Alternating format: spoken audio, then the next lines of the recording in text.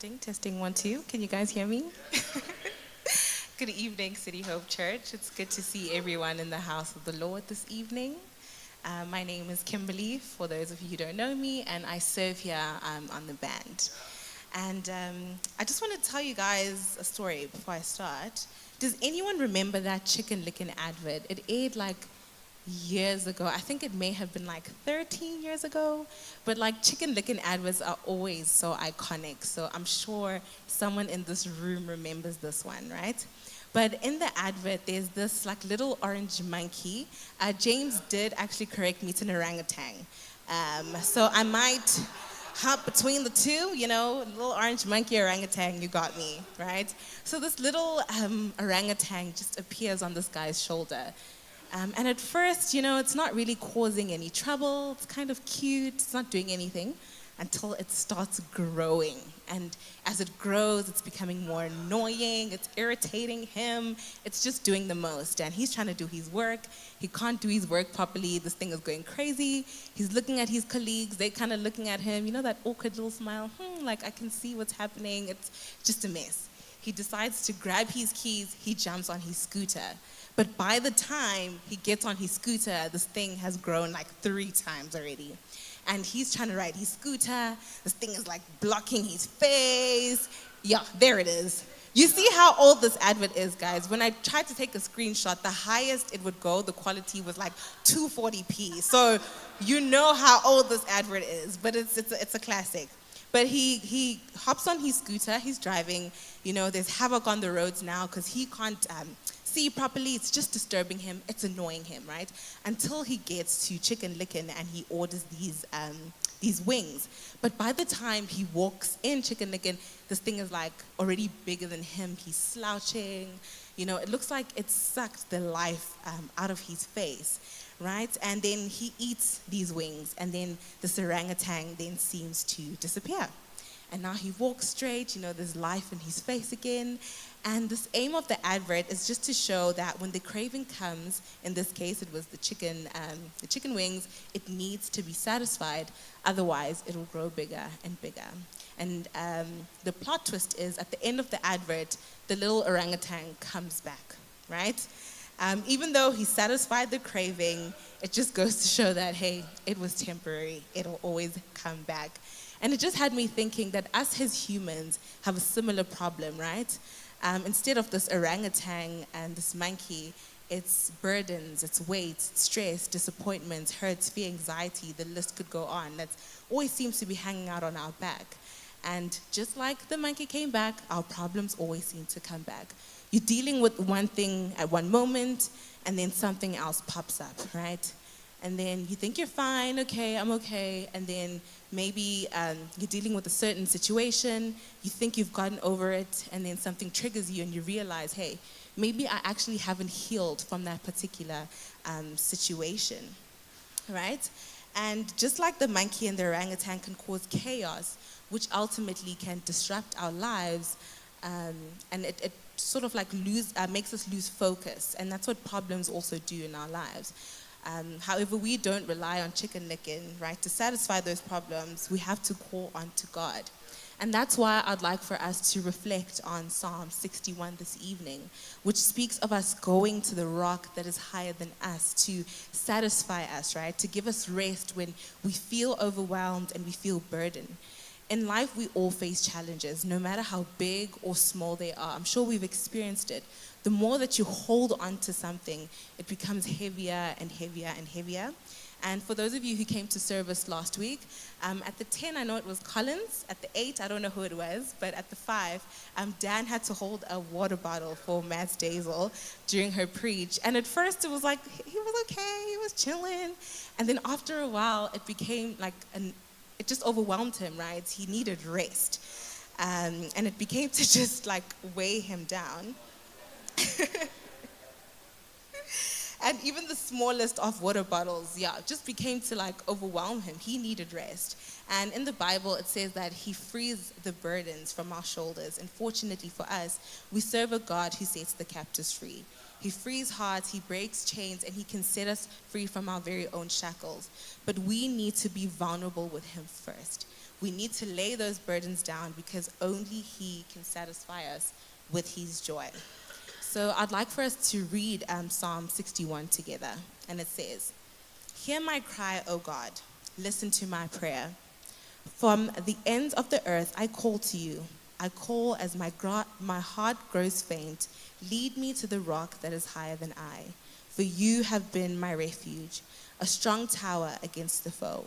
I long to dwell in your tent and take refuge in the shelter of your wings. For you, God, have heard my vows. You have given me the heritage of those who fear your name."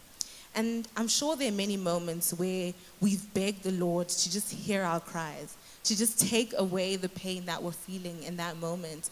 And in times like that, we come up with our own solutions, and they're not really solutions because they have the potential to make everything worse, not only for ourselves, but for the people around us.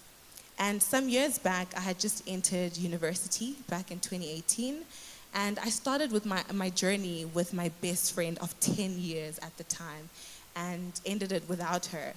And to date, that was one of the most painful friendship breakups that I had to endure. Not only because the friendship had ended, but because of all the things that were left said and unsaid. The different influences, the voices, the opinions, the fingers pointing left and right.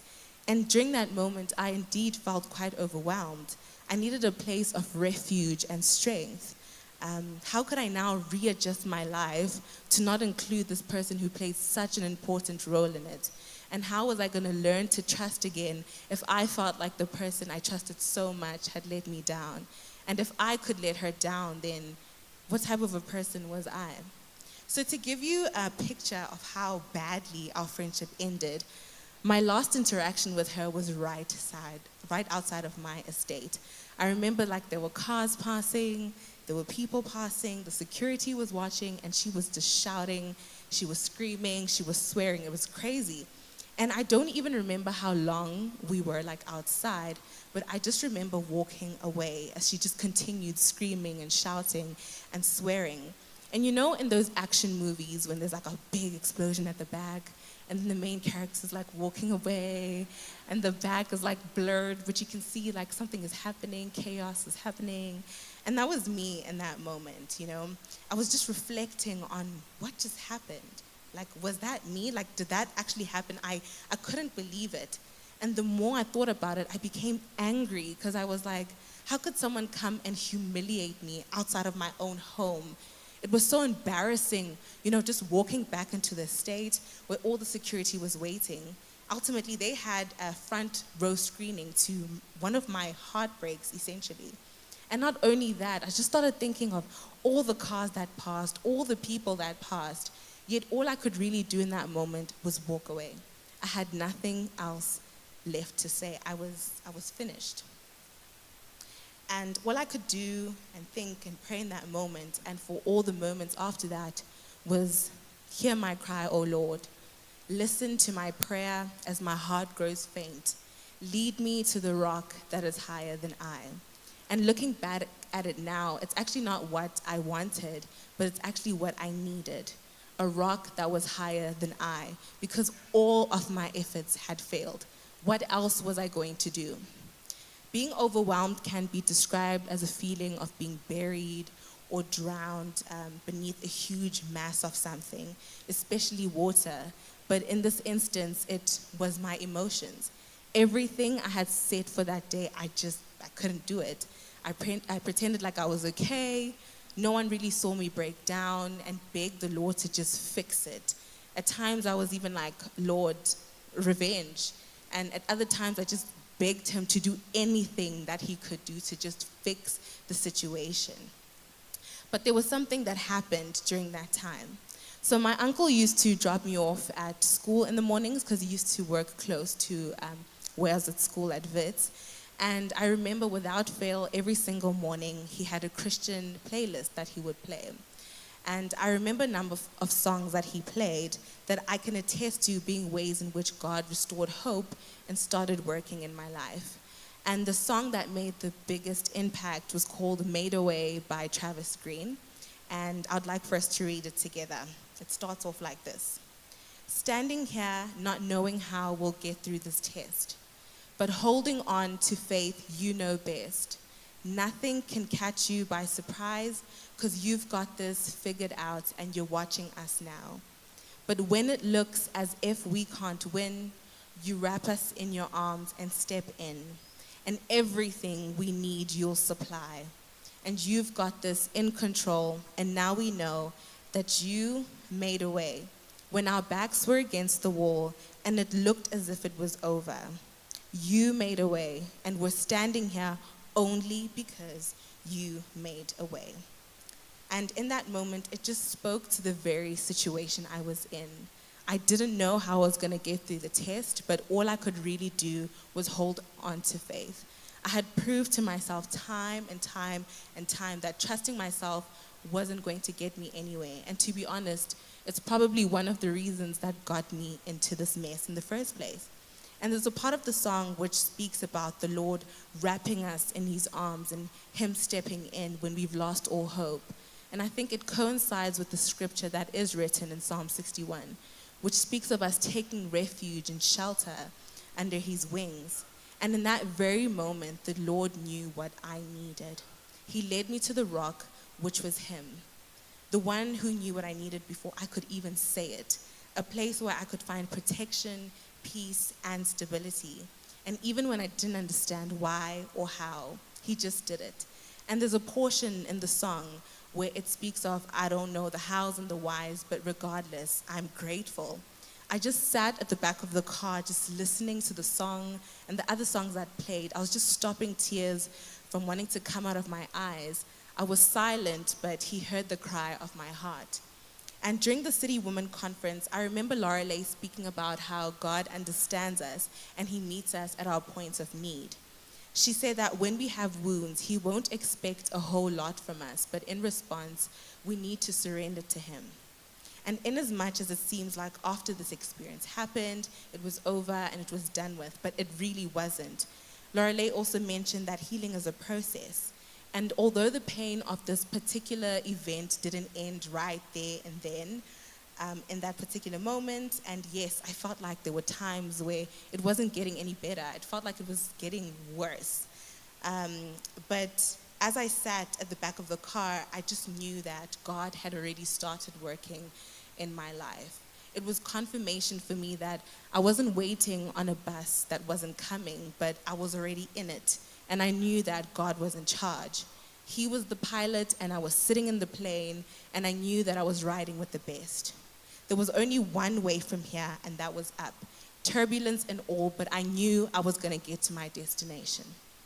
There's a quote by Charles Stanley and it says, "Adversity is not simply a tool. It is God's most effective tool for the advancement of our spiritual lives. And the circumstances and the events that we see as setbacks are oftentimes the very things that launch us into periods of these intense spiritual growths. Once we begin to understand this, we can accept it as a spiritual fact of life. Adversity becomes easier to bear." And I just think this quote is so powerful because it speaks of difficult times being God's most effective ways in promoting spiritual growth within our lives. And oftentimes we see setbacks and difficult situations as literally just that. Difficult times and setbacks that are there to hinder us and stop us from being happy.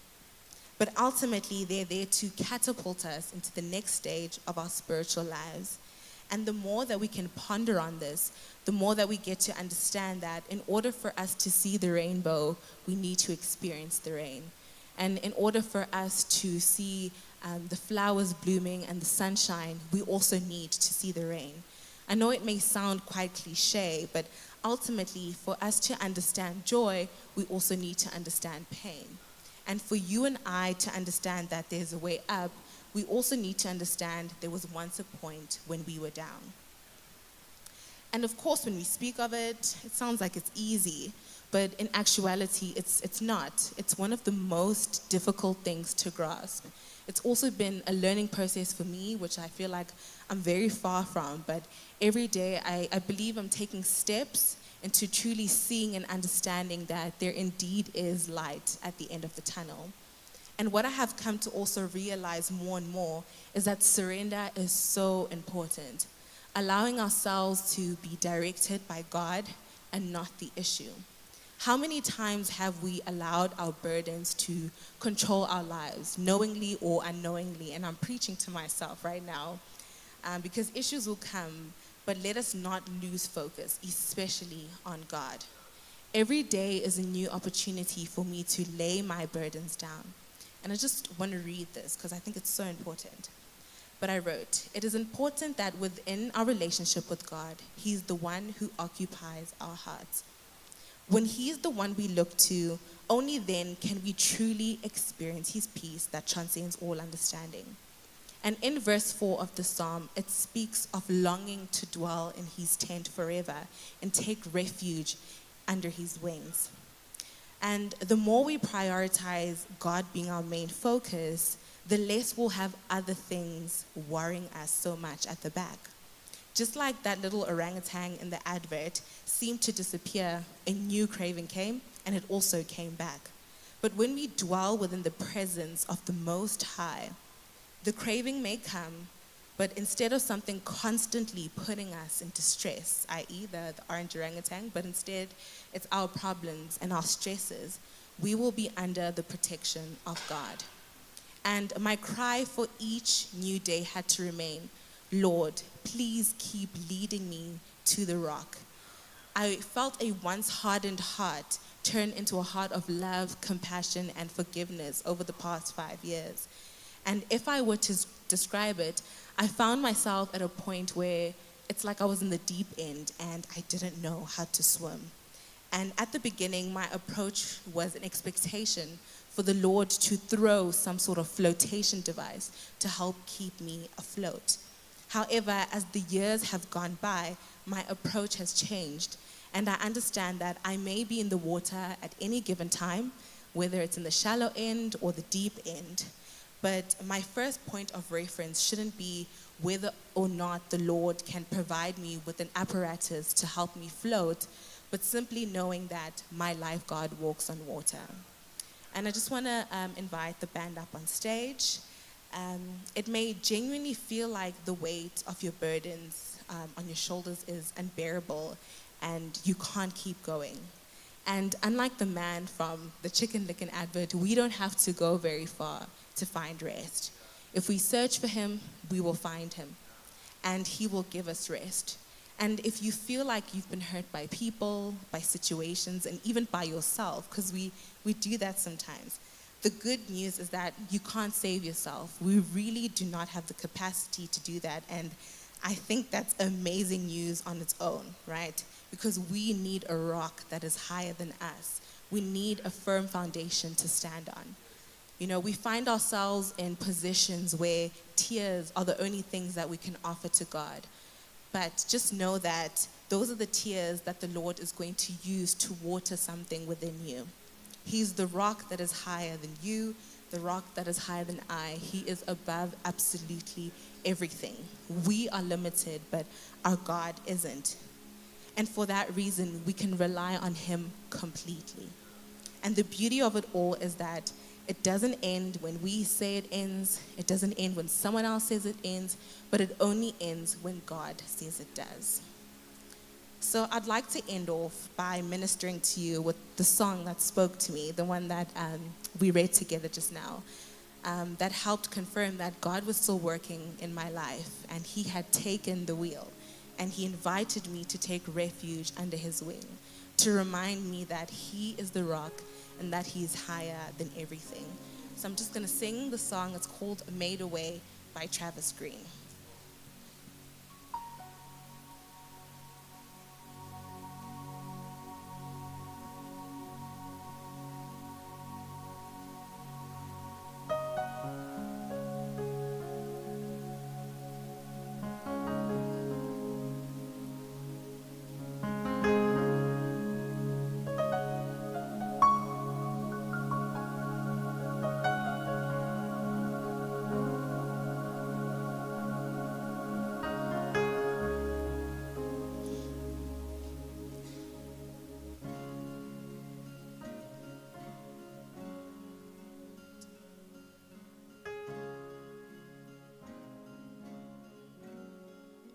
Don't know how, but you did it.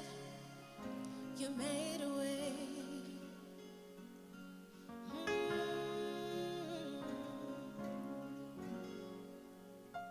Standing here,